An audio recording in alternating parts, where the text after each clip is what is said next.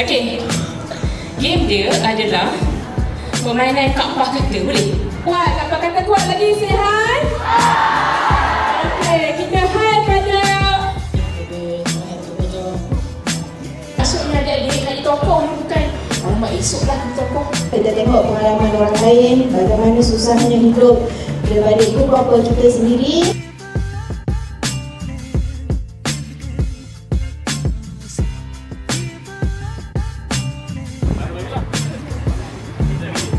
Yang berbahagia pada ujian saya lancar.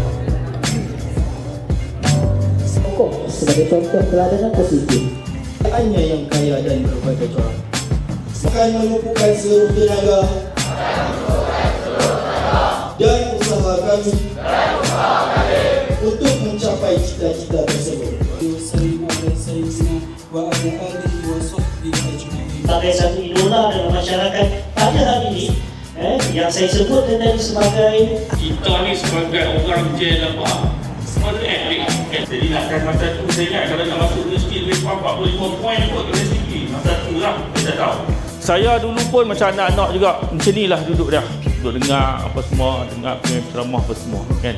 Saya pun tak berapa suka daripada kata bicara tokoh. Saya bukan tokoh pun. Nak ceritanya ialah hari ni saya ceritakan di kehidupan saya sewaktu saya budak semua bukanlah orang anak orang kaya.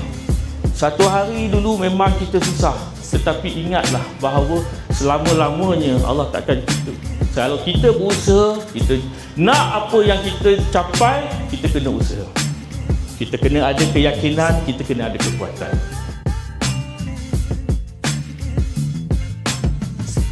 Jadi orang baik, jadi orang bangga dengan mak ayah. Tahu?